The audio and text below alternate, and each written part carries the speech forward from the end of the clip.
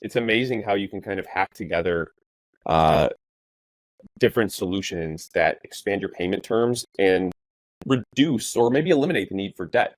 But sellers, a lot of people just don't know this.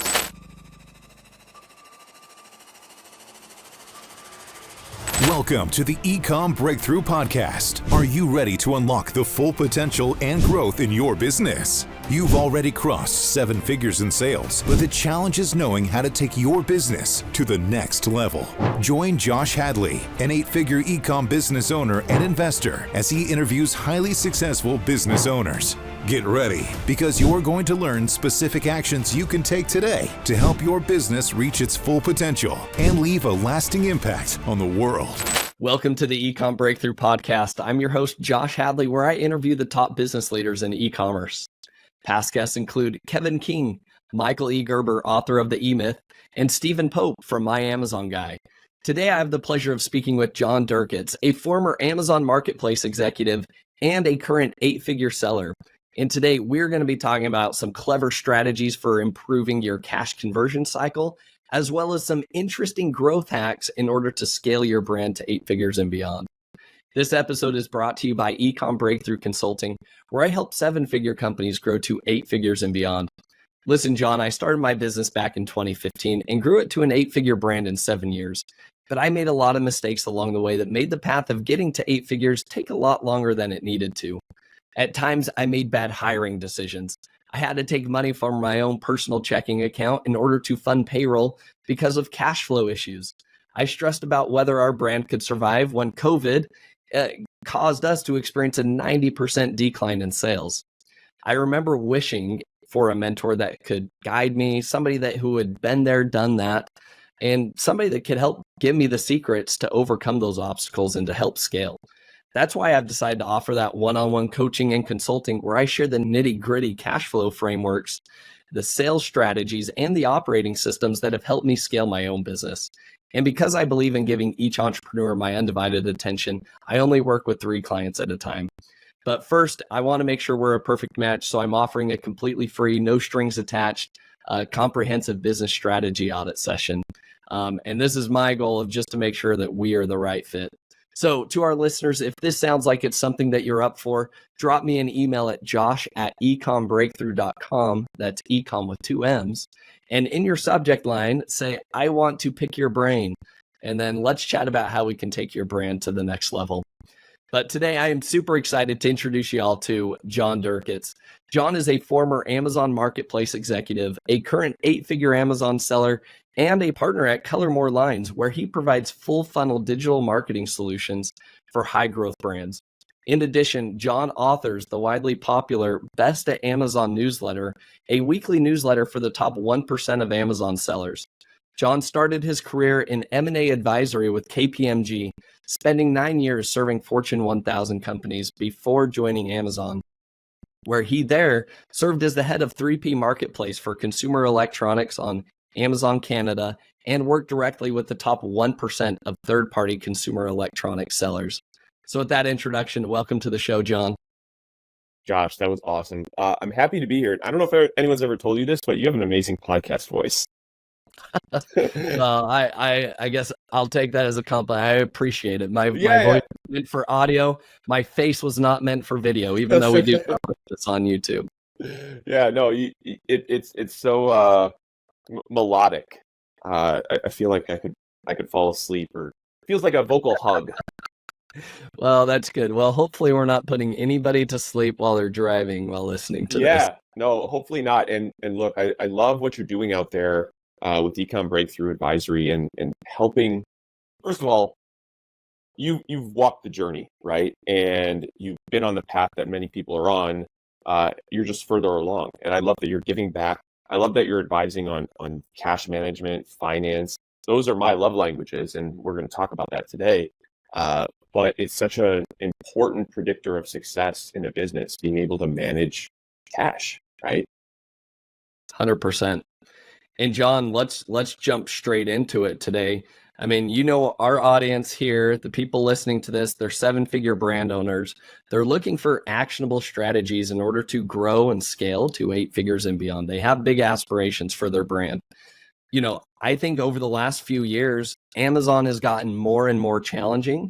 And right now, I think Amazon is at its peak challenging state that it's ever been in. I think we all of us that started back in 2016, 2015, we look back on those days of fond memories and be like, oh man, I wish I could go back with the knowledge I have now and I would go slay it.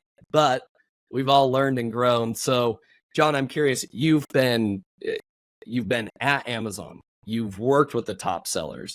You publish a newsletter just for the top sellers. So what's on the top of your mind, and what do you see the future looking like for Amazon sellers for the next 12 to 18 months? Yeah, good question. Multi-parted question. There is. But look, I think one thing that you said just really rings true, and that is the arc of Amazon over the past decade.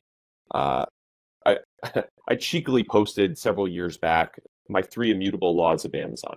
Law number 1 is with each passing year, it gets harder. Number 2 is with each passing year, it gets costlier. And law number 3 is Amazon is simultaneously the best and worst partner you'll ever have. And I think that's more true today than it's ever been, especially, first half of this year, sellers have been bombarded with all these new fees, which we won't get into the detail of them. They all have their own nuances, headaches, problem areas. But in my mind, what that means for 2024 and beyond, in terms of selling on Amazon and succeeding on Amazon, you need to have better command of your numbers, of your financials than ever before. Like you said, 2015, 2016, go out and source a product, throw it on Amazon. Don't have to know anything about branding, about PPC, really about anything. As long as you stay in stock, you're going to sell, you're going to hyperscale. 2018, 2019, 2020 got a little harder, needed to be a little sharper on the marketing side, whether that was branding or PPC. And then 2020, 2021, degree of difficulty increased again, right? Because you had all this venture money coming in through aggregators where they were inflating CPCs across categories. So now you had to be super nimble with your advertising. They were elevating the game on the branding side. On Amazon traffic was not sufficient. You needed to pull in off Amazon sources. Your product quality needed to be better than ever. You had to be at the top of your game across so many different disciplines. But to the credit of so many Amazon entrepreneurs, which is why I love this ecosystem, everyone elevated their game. When I look at 2024 and beyond, the next area where people are going to need to elevate their game is in finance. It's in accounting. It's honestly in the boring stuff, but the stuff that I love. And you've experienced it yourself. Taking personal funds and putting them into the business, right? Struggling to meet payroll, dealing with precipitous declines or just volatility in the business. That's super hard, whether you have one SKU or 100. And so having an understanding of how money flows in your business, through the P&L, through the balance sheet, and ultimately to your bank account, because that's what we care about, that's going to be the critical skill. I'll maybe put a period on this sentence with this other point, which is there's a reason that in the past, call it 3 years, there's been a rise of fintechs, fintech Ecom lenders looking to support Amazon brands as well as just digitally native brands on working capital. There's a significant need for working capital in retail businesses. Physical retail businesses could be served by traditional lenders. There was a gap in the market. So you had fintechs, you had venture-backed lenders emerge to fill that gap. Now, in the shadow of every strength or everything that's good in a market is a weakness, which is these lenders are not cheap, right? There is a reason that they are willing to write you a big check in less than 24 hours. When money comes fast, that money is not cheap. And I think what a lot of sellers are realizing now, maybe a year, 2 years after taking a loan from a fintech, taking a loan from Amazon Lending, which, sunset itself about 2 months ago, but nevertheless was a source of capital for brands. I've talked to so many sellers, and maybe you have too, who are just underwater on their debt payments. Underwater is maybe not the right term, but they're smothered by them. Whatever cash was coming into their business and then going into their bank account is now being taken up by the debt. The remaining cash is going to fund inventory to grow. There's just nothing left. And so much of what I've been doing lately is what I'll call capital advisory, helping sellers kind of refinance out of that debt into better debt that's more sustainable, or just looking at the business, to the extent it's not bankable anymore, and building a strategy around getting out from under that debt.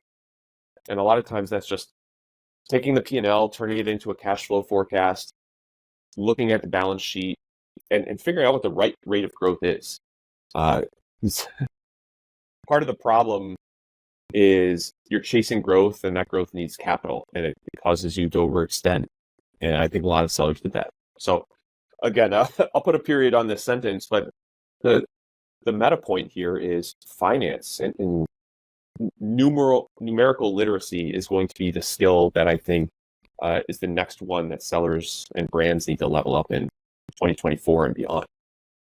Yeah, John, I would 100% agree. I think that the biggest thing that you can focus on now as an Amazon brand owner is operational efficiency, which comes from knowing your numbers and knowing which levers you're going to pull. So, John, you have a lot of information I think we're going to be able to unpack here today. But there's two kind of like real main things I would love to dive into.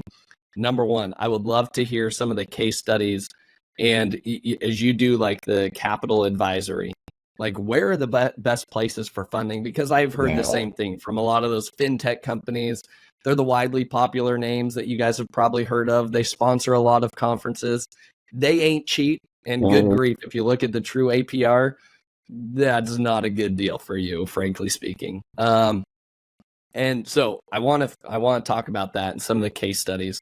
And then secondly, I want to talk about, okay, so what does an entrepreneur do that doesn't have a financial background, right? They don't love numbers, but hiring a CFO is also not in the realm of possibilities right now either. So what do you do? So those are the kind of the two things I would love to like double down on with you, but let's start with like the capital advisory. Yeah, no, I want to give your listeners just truly tactical, actionable guidance here.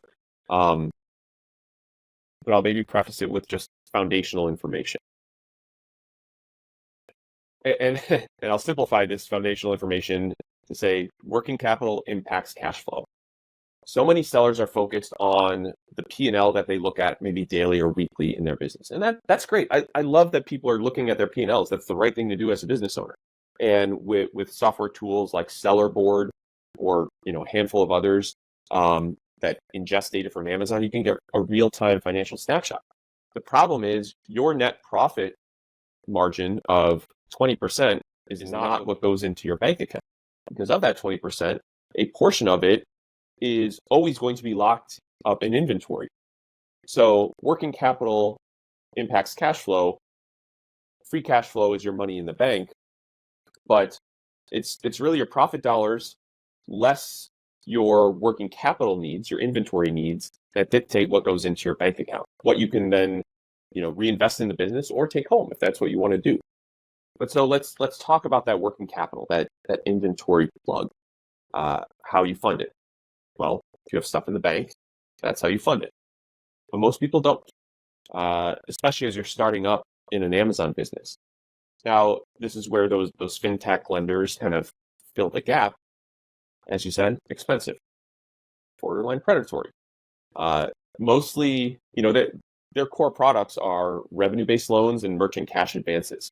Merchant cash advances actually are a clever way to get around usury laws, laws that cap interest rates. But I digress, and I won't get into that. This is my roundabout way of essentially saying, if you need to finance your business, and your options are fintech, or you think your options are fintech versus traditional lenders, those are not the only two options. There's a substantial middle ground, some of which is comprised of fintech lenders who have moved to the middle and have started to offer more reasonable traditional financial products like lines of credit or fixed term loans that, while APRs are higher, are still better than the implicit APRs of revenue-based loans. But also in the middle, and where I like to take clients, is a category of lending called asset-based lending, ABL. Now, I'm gonna put a big hairy asterisk on this by saying there are maybe half dozen, 10 ABLs that will lend in the e-commerce space. I've worked with all of them. Most of them have a minimum size threshold. So what that means is, all else equal for a lender, the level of effort on their part to originate a $100,000 working capital facility is the same as originating a $10 million working capital facility. But guess what? The 10 million facility is going to come with higher fees. So for that reason, they set minimums in the business. Most of these ABLs do. And they make exceptions on a case basis, depending on other things going on in the business. Maybe the business just raised equity from significant investors. But nevertheless, ABLs, if you are of a decent size in your Amazon business, let's say you're doing at least $1 million in EBITDA, and you could reasonably need a $1 million facility, ABLs are a great lender for you. And let me put some numbers around it. So an asset-based lender will typically offer either a fixed term loan or a line of credit. Lines of credit are kind of the direction that I steer my clients in 90% of the time, because it's like a credit card. You can keep a balance on it as long as you want. You pay the minimum, or you pay some, but you can continue to draw down on that line of credit until you reach your limit. Some of these ABLs will dynamically adjust the limit as your business is growing, but nevertheless, you have essentially a sweep account that you can use as a checking account and pull money and deposit money in as you need. It's exactly what most retail businesses need. ABLs, because their loans or their lines of credit are secured by assets in your business, in this case, your inventory and receivables, they offer friendlier interest rates. Typically, with the ABLs that I work with, prime plus 2 to 6% is kind of the range of rates that they offer on their asset-based lines of credit. Prime is 8%, just for simple math. So think about that. You can potentially get a working capital line of credit, an asset-based working capital line of credit, for 10%. And so, you have a $1 million line. You draw down all of it for a big inventory order of $1 million, but you're paying a 10% annual interest rate on that. And you only have to pay the interest. So you can kind of ride out your cash conversion cycle, meaning you can ride out until that big $1 million inventory purchase actually turns into cash to pay down that $1 million facility. So I love asset-based lending. I love asset-based lines of credit for borrowers whose businesses are of a certain size. So that's kind of one of those in the middle options that I love to bring clients to, bring brands to. But what if you're not that big? What are your options? Like I said, the fintechs are moving to the middle a little bit more. And I press them when they approach me and want to talk about their new products and share, because in general, I'm dismissive because I expect they're going to come with very high rates and I'm not going to put it in front of clients for that reason. But what I've seen is, even though we're in a higher interest rate environment, they're recognizing the commercial realities of lending to Amazon businesses and what it takes as a borrower to service that debt. And they know that they can't sustain themselves by continuing. This is my hypothesis. They know that they can't continue to sustain themselves by continuing to write revenue-based loans, merchant cash advances. Those are hits of sugar to the business. But if they want to build long-term sustainable lending institutions, they need a diversified lending portfolio that consists of loans that frankly are going to have a lower default rate because they are serviceable. That's what I think is happening. So a handful of the, call it legacy fintech lenders, are now moving into more standard working capital lines of credit, fixed term loans. In fact, SellersFi, formerly known as Sellers Funding, which is one of the Amazon lending partner lenders that shows up in the offers, they recently introduced a working capital product that was much better than the working capital product they had in the past, which was really just a revenue-based loan labeled as working capital. These lenders, one of the reasons I don't speak very highly of them, and one of the reasons is because they use a lot of marketing speak to mask what things really are, right? They call things growth capital or working capital when it's really just a high interest loan or revenue-based loan. I don't like that. I think finance works when there's transparency, when there's trust, when there's kind of a long-term orientation. And this applies to a lot of industries, but when you have venture money in there, a lot of those kind of tenets of an industry start to get chipped away at. But yeah, let me maybe put a pin in that. Yeah, John, I think that's very eye-opening for people and for them to know kind of like what that landscape looks like. My question would be this, John. What if you have the working capital to not take on a loan? Does it still make sense to take out even a line of credit to fund inventory, right? So that you can put that money elsewhere in the business? Or would you recommend, bootstrapping it 100%, not taking on debt? What would be your recommendation for a lot of Amazon-based brands? I'm kind of thinking of, I think it's an old Charlie Munger quote, when he talked about the three things that will do a man in: ladies, liquor, and leverage. It's true. So, I know that quote. Yeah. So I mean, gosh, I want to say take on debt. That's the optimist, the growth at all costs part of me. But the prudent thing to do, the conservative thing to do, is to bootstrap it. It always comes back to how much growth do you want in your business, and what are the working capital requirements of your business? So how much growth do you want in your business? That's a personal choice. There's nothing really for me to say there. But how much working capital is required in your business? Let me touch upon that. So working capital, inventory plus receivables plus payables, right? That's the simple math. Those are the assets, the current assets on your balance sheet that comprise your working capital. Those items in and of themselves are sort of determined by how long they stay as assets on your balance sheet or liabilities, and how quickly they turn to cash inflows or outflows. So what I mean by that is your business is likely a business that has positive working capital in it. You on average, you hold X number of days of inventory, you have Y number of days of receivables, and then you have Z number of days of payables, which is often less than the other two. So you need positive assets in your business at all times in order to grow it. And I think that's the key detail there. If you're running with positive working capital, then you need funds to grow the business. And if you don't have the funds organically from the business and you want to grow above your current rate, then the plug is debt. If alternatively, you have negative working capital, which, by the way, this is Amazon famously negative working capital, then what that means is the business produces funds to grow the business.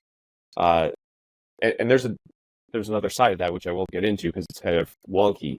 But suffice it to say, and to answer your question, if you have growth rate of this and you want it to go to this, but at any given time you have too much working capital needs in the business, then you need to plug the gap with that. Or you need to get creative to bring your working capital needs down. And so let's talk about that for a second. And I think I've given these quote unquote hacks away in different settings, but I'll share a few of them here. So John, I'm gonna tee this up because yeah, this part I've heard you present, and this part is like critical. I promise you, those people that are listening, look, you may not have a finance background. I have a finance background, so like I could jam all day long talking about these things, but I know like 90% of you are like, I hate numbers, I hate finance, I hate accounting. But like these strategies that John is about to share literally are like, these can be game-changing strategies for your business. And you don't need to have an extensive financial background in order to execute these. So all I'm saying is I just want to tee you up, John, to be like, pay attention, because John is going to rattle off some really impactful things that you can do for your business to help improve the free cash flow that's coming into your brand, that's then going to allow you to scale, that's then going to allow you to cut yourself a paycheck and actually, live off the business. So John, give us the goods. Awesome. All right. We're going to start with something that I think will be intuitive to every business owner, irrespective of financial acuity or competency or interest, right? And that is, you built a business based on relationships with suppliers, right? I talked about if you're growing and your business needs this much working capital and you want to grow more, you got to plug the gap. You plug the gap with debt. Well, lenders are not the only source of debt. Your suppliers can become your creditors. And among the hacks that I talk about to reduce your working capital needs, remember, working capital, inventory, receivables, less payables. So you can either reduce inventory, reduce receivables, or increase payables. Give yourself more time to pay your suppliers is a different way of putting that. So one of the things I talk about to extend your days payable, to give yourself more buffer, is on a regular cadence, approaching your suppliers for one of three things, or three of three things. I mean, it depends on your relationship, but on a regular cadence, you should be approaching your supplier with requests for price reductions, with requests for extended payment terms, and with requests for damage allowances. And so let me take all three of those in kind. Price reductions is the easiest. That's the one that's met with the most resistance all the time, right? And I think you can only go down the path of price concessions when you've built up a decent relationship with your supplier, when it's become apparent that it's symbiotic, it's of mutual benefit. And even then, out of respect, the way that I approach price concessions is to point to macro factors that are compressing profitability. If you have a China-based supplier, FX rate fluctuations between the USD and the yuan. But price reductions often met with resistance, and that's okay. That's part of sort of my negotiating toolkit. I'm going to ask about it with the expectation that the answer is no. But because the answer is no, now I'm in a better position to ask for other things. And this is just kind of psychology. The other things that I will ask for, honestly, the other things that I want more are better payment terms. Most Amazon sellers start with payment terms that are along the lines of like 30% down. And then, so 30% of your PO goes before you receive any product. And then 60 days later, when it's on the water or ready to go on the water, you pay the remaining 70%. And then it's on the water for 20 to 30 days. Then it takes 3 months to sell it through. So like you can kind of do the math on how long your cash left your bank account and how long it's going to take for it to come back in. That's kind of what I'm talking about here with payment terms and why it's so important. Now, 30 down, 70 upon shipment, awful, but it's kind of where you start. What I like to do is progress with asks for improved payment terms, ultimately getting to a point where I'm either net 45, net 60, or even net 90. And for the listeners that don't know what that means, it just says, look, you're my supplier. Josh, I want 10,000 pieces of this widget. You're going to make it for me. It might take you 60 days. You're going to put it on the water. And at some point, you're going to invoice me. And I will have that 60 days to pay you back. And that 90 days to pay you back. But that's so important because you might get a shipment and then you can sell it in 90 days, which means you can essentially fund the business from the sales of the product and pay back your suppliers with that rather than being out of pocket. So payment terms are so powerful as a way to expand your business's runway, improve cash flow. Your supplier is a great source for quote unquote debt in the business by way of improved payment terms. And so I'll ask my suppliers for price reductions, better payment terms, or the third thing I'll ask for is damage allowances. We all know that 100% of your POs do not come in perfect condition. We get customer returns to that effect. No one knows where the damage comes in, but nevertheless, less than 100% of the products are perfect. You paid for a shipment where 100% should be perfect and manufactured to specs. And so for that reason, kind of what I do with my suppliers is kind of a squeaky wheel approach, whereby I am sending them detailed data on a monthly basis on customer returns and saying, the products weren't right because of X, Y, and Z. And you get to the point where they don't want to hear it anymore. And you can kind of then say, all right, well, in lieu of onesie, twosie reimbursements, let's just agree to an X% damage allowance, which is a reduction in price on the PO. And we can revisit on a quarterly basis as product quality improves.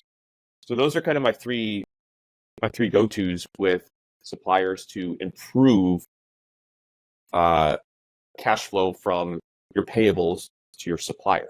And like I said, sort of turn your supplier into your bank. There's one other way that you can kind of turn your supplier into a bank, or put differently, relieve you of a cost in your business. And that is, many suppliers in China in particular will hold product for you. So if at one point you had a US 3PL and you were paying warehousing costs, ask your supplier if they'll hold the product. They'll sideline it for a period of time, and they'll produce it all at once, but ship it 30 days later, 60 days later. It's a great way to eliminate an expense from your business. My partner and I, with one of our brands, just did this past year. We're using a mix of Amazon warehousing and distribution, which I'll tell you how that goes in 6 months.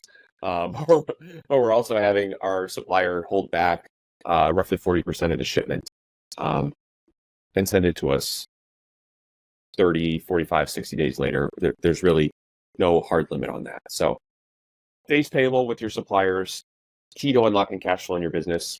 Another way to unlock cash flow in your business with a supplier that many people don't think about is with Amazon. If you're selling on Amazon, you're most likely running pay-per-click ads. And guess what? Your supplier, your vendor for those ads is Amazon. And if you're, well, honestly, if you're any advertiser, new or old, Amazon defaults you to a $500 ad spend credit limit, which, if you put your ad spend on a credit card for rewards, and I hope everyone here does, and you're spending $30,000 on PPC a month, you have 60 charges on your credit card that month for $500 each.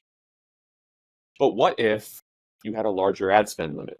What if you could take the ad spend in month 1 that would be on your credit card and due in month 2 and stretch that ad spend into a little bit of month 2, so that when your credit card cycle ends, some of your ad spend is then due in month 3. So you're kind of unlocking cash flow that way. There is a script, and I've shared it with people. I think I've even published it in my newsletter before, but it's as simple as opening up a case with Amazon ads and asking for a higher ad spend credit limit. I've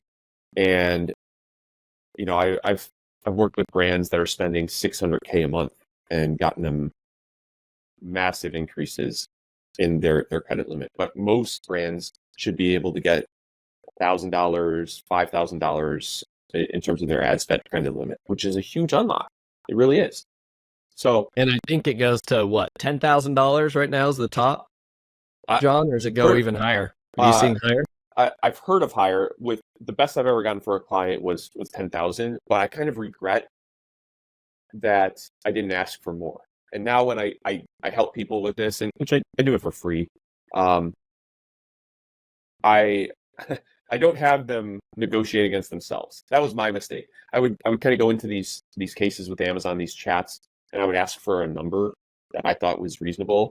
I've since pivoted and told people to ask for a number higher than what they think is reasonable, and let Amazon tell you what they'll give you. Yeah. So negotiating one-on-one mistake on my part, learn from it. I mean, not leaving too much money on the table, thankfully, but yeah, I've seen 10K. I think I was in a chat and someone said something like they were able to get 50K. Wow. Which you got to be spending, I imagine, Probably. a million Yeah. a month. Yeah. It's a massive amount. So on that note, and John, I know you've got some more to share here. So one of the things, I followed that advice when I was like, that was an unlock when I saw that in your newsletter and presentation. Did it the next day, immediately got flipped to higher terms. And then the way we're doing it now is our accounting team will go through, and we've got 10 different credit cards that we'll use for our ads to rotate through the rewards and whatnot. But here's the benefit. They all have different statement start dates, right? Yes. So what we'll do is we will, instead of, yes, we're focused on optimizing the rewards, but secondly, we're optimizing for make sure this payment hits during the first 5 to 7 days of the new statement period. And now effectively this credit card is now turned into 45 to 60 day payment terms for this new ad spend. And so now instead of, the worst thing you can do is charge something on the last day of a statement date for a credit card, and then that thing's due super quick. So you can really extend things out. So there's a whole strategy of the way you use credit cards. And I'm also astonished with the number of people that tell me like, oh, I didn't even know you could spend it or use your credit card on ads. And I was like, oh my goodness, how many reward points you've missed out on. But not only that, super damaging to the cash conversion cycle of your business if you're letting Amazon just deduct that from funds. That's leaving immediately. So love that point, Josh. I love what you've done there. And I'm going to steal that. Although I think you brought up something highly relevant, which is you have an accounting team that can manage this. If you're a solopreneur, that's going to be super hard to do. And, you just have to, again, kind of do the math to understand how much cash that is going to unlock for you and whether it's worth your time, right? There's that effort impact calculation. But I love that. That's super clever. And it's also, me in your newsletter, John. I'm going to call it out. The one, I'll add one more dimension to this ad spend credit limit strategy, and that is pick the right credit card. You can optimize for rewards, but you can also optimize for statement periods or days payable for credit cards. And I've recommended to a lot of people the Amex Plum card, which for an annual fee you get, I think it's 60 days, 60-day credit cycles or 60-day payment cycles, which is huge. So now to your point, if you can time it right, you're maybe going from 30, 45 days to pay back that ad spend to 100 plus. And that's huge. Let's double down on that, because this goes back to your earlier point of working with your manufacturer. Even if they have you do wire transfers, right? There are software solutions that you could tap into that will allow you to pay, and it comes with 2.9, sometimes a 3% credit card fee. I'll pay a 3% interest. I'll call that my interest rate, so to speak, or a financing charge all day long, because here's the other hack that we've done with our own business. We will actually reach out to our suppliers and say, hey, I know this is due on the 13th, but my credit card statement date starts on the 16th. Can I push this? Like, I'm going to pay you. No questions about that. Can I charge this on the 16th, please? And every single time they've been like, yeah, that's fine. But we have a long history with them, right? Yeah. And then we'll use the Plum card as well. So now effectively I have turned what is a large PO. Not only do they have, their own payment terms, right? But now I also have 90 days in addition to whatever payment terms my supplier has given me. So effectively what we're saying is like, if you work in some of these strategies, whether it's net 60, whether it's net 90, you could have a cash conversion cycle where you're not paying for that inventory for 180 days in your business. You've Yes. made money on all of those products. That's where growth comes from. And it's 10 times better than any of these financing options that we talked about earlier. Yes. It's amazing how you can kind of hack together different solutions that expand your payment terms and reduce or maybe eliminate the need for debt. But sellers, a lot of people just don't know this. And I'll give people a reference for, you said you can make PO payments to a supplier through different tools. Melio payments is one of those. They are a fintech, but you can essentially put a PO on a credit card. So take your Amex Plum card, link it up to Melio, pay the 2.9%, but your supplier receives an ACH or a wire consistent with what they want. If you have a good relationship, like you said, ask for a few more days to time it out based on statement periods. All these little things add up, and they add up considerably because, to your point, if you're not collecting or not paying cash for 180 days, that's a long time to sell through your products and have that inventory turn into actual cash for use yourself. I like to think that most people are doing this because they want to make money for themselves, not just continue to reinvest and fall into that cycle. So yeah, there's a lot of clever things that I've learned along the way that I've used for my businesses.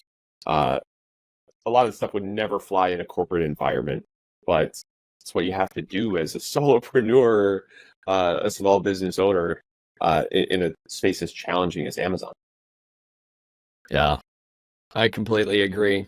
Now, John, we're running up on time. You and I, we could Joe Rogan this podcast out. We could go for 3, 4, maybe 5 hours if we really wanted to, but we've got to limit ourselves. So, John, are there any other like quick hitting strategies you want to give us in 60 seconds? Yeah. Let's move away from finance for a minute and let's just talk about Amazon operations. And you and I were talking about this before we went on. I think the name of the game from a traffic perspective for Amazon in 2024 and beyond is creating a symphony of traffic that isn't just Amazon PPC, Amazon DSP, but pulls in new shoppers from other areas on the web. So off Amazon traffic, critical for success going forward. And my preferred method for driving off Amazon traffic, at least for my brands, which brands is a generous term. They're Amazon private label businesses. But for my brands, I like to run Google to Amazon ads. And there's software tools out there, Carbon Success, Pixel Me. I think a lot of people have had good success with that. I've tested it out for some of my businesses. I think with Google to Amazon, there's different ways to skin that cat. But the way that I do it, my particular strategy is to drive big bursts of traffic, to Amazon, flood my detail pages for a short period of time, and then dial it back. And the thinking around this initially was there is a well-studied internally at Amazon, but I think it's been studied some on the outside. But there's a well-studied halo effect that exists for products on Amazon, particularly post-deal periods, or just post-deals in general. And Amazon has publicized some of this, but the basic idea is, you run a deal, you spike your product, and then for a period of time, typically about 2 weeks, there's kind of a latency, a halo in which your sales stay elevated. I found that to be the same thing with my Google to Amazon traffic. So rather than spend $25 a day for an entire month, I might spend $100 a day for a week or 10 days and drive a bunch of traffic to my listings that is converting, and it's being run through attribution, of course. And then for the rest of the month, I'll kind of take the month off and lean into the organic lift that I get. So it's a strategy that has worked generally well for me across most of my products. Other products I need to keep pumping every day. But for off Amazon traffic, I'm a big Google to Amazon fan. I don't yet feel comfortable with my team's abilities around email marketing, around affiliate marketing, around influencers. It's not in my circle of competence yet. But to my point earlier, Amazon gets harder, it gets costlier, best and worst partner you'll ever have. And it's an area where I know I need to skill up for 2024 and beyond. Yeah. John, I love this amazing strategy with the Google ads. I love that. So, John, as we wrap things up here today, I love to leave each episode with 3 actionable takeaways. So here are the actionable takeaways that I've noted. You let me know if I'm missing something. So action item number 1 is become more financially literate in your business. And that means, if you're not having a monthly finance meeting with yourself and whoever is running the books for your business, and I certainly hope that somebody else is running the books other than yourself for the business, but make sure you sit down. Yes, walk through the profit and loss statement. But here's one of the things that a lot of entrepreneurs kind of overlook. What's your cash flow statement look like, right?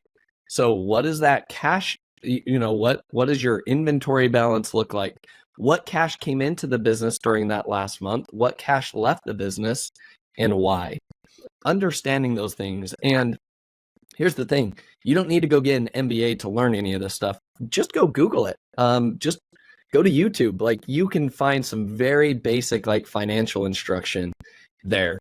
But understand that. And then the other thing to really focus on, if you could, is that cash conversion cycle. So learn, study up more on that. And John's got his newsletter too that he shared a lot of these strategies with as well. So that's action item number 1. Action item number 2 is focusing. Before you consider getting a loan, you have to first work with your supplier. That is your best inventory that is your best financing partner ever. And it always will be for any e-commerce brand, is your supplier.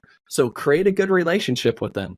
Don't treat them like garbage. Make sure you pay on time, because if you don't pay on time, all of this goes to the wayside. And guess what? Then you have to start paying that 20+% interest rate on your financing efforts, because you've screwed it over with your best financing partner, who's your supplier. So follow John's advice. He gave 3 actionable things that you could ask for with your financing partners. And then third, last but not least, my third action item is optimize your credit card statement dates. So from your Amazon ads to when you pay your inventory, and I would argue you should always be paying for your inventory on a credit card. I will pay 3% all day long. If that means I get an extra 90 days, if you use the Plum card to pay that back, man, that's 1% interest, or so to speak, on a monthly basis. Not bad at all. So, John, anything that I missed here? Holy cow. Oh, you did an awesome recap. I feel like you were probably a very good student back in the day. The way you were taking notes there and recapping. No, that was awesome. You did remind me, though, with your first action item, your first takeaway, of a question that you asked at the beginning, and I forgot to answer, which is, if you can't afford to hire a CFO, what do? You're not financially literate. You can't afford to hire a CFO. Well, there are fractional CFO services out there.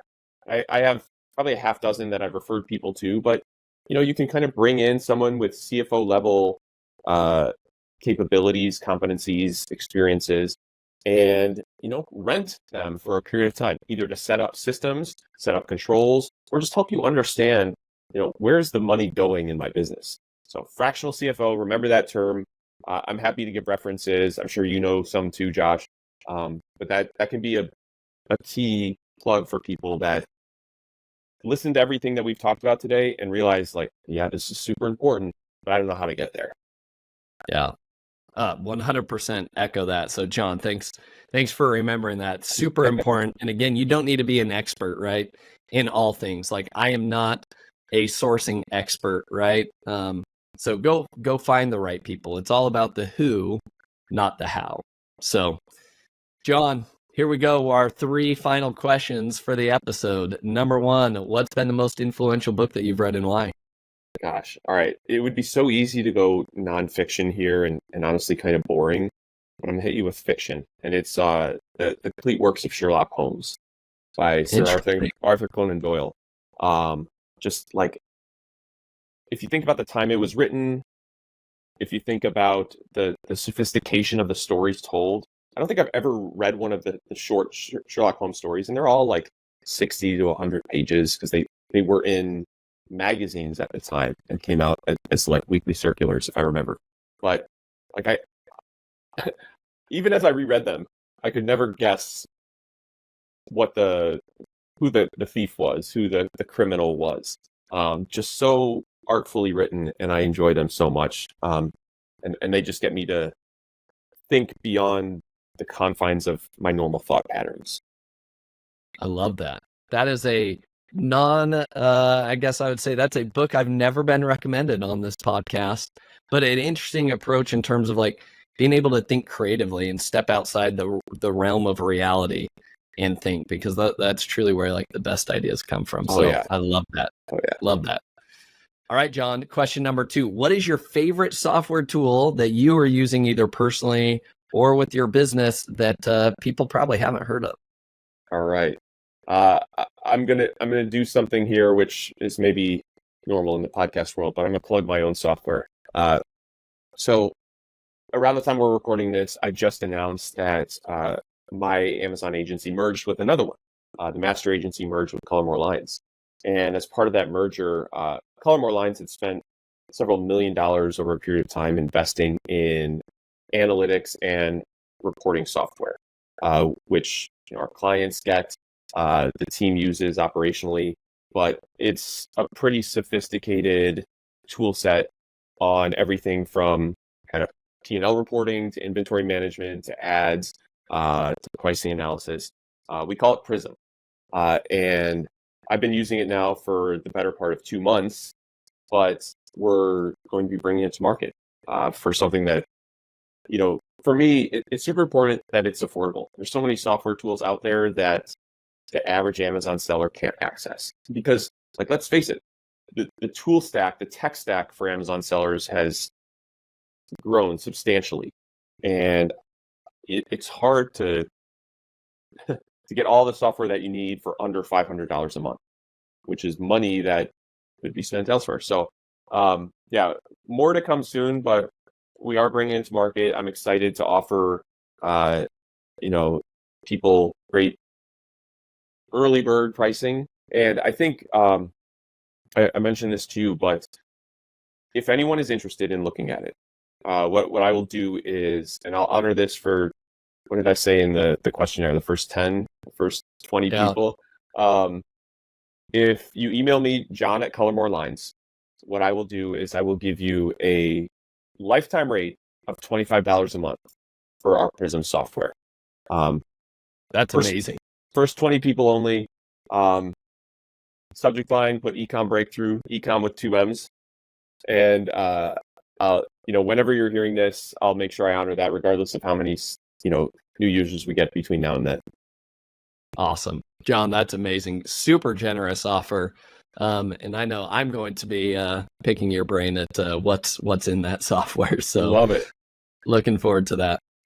All right, John, last question here. Who is somebody that you admire or respect the most in the e-commerce space that other people should be following, and why? Yeah, I am going to call out my business partner. Her name's Madeline Masterson. I know her as Maggie. She, fellow ex-Amazon person, she worked in the policy side. We all know the name Dharmesh, right? She was in his org. And did a lot of things to shape policy for sellers in a good way. I think about what she did at Amazon during the time that she was there, and she was the watcher behind the wall, resisting against all the forces that Amazon that wanted to come down on sellers. But she's a fantastic business partner. She is the true operator in our relationship, and she is just so quietly good at what she does, which is advising brands, running an agency business.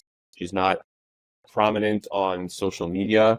But what I've found is sometimes the best operators aren't, right? Because they're heads down doing the job that they're quite good at. So Madeline Masterson, you can find her on LinkedIn, but don't expect her to be posting much.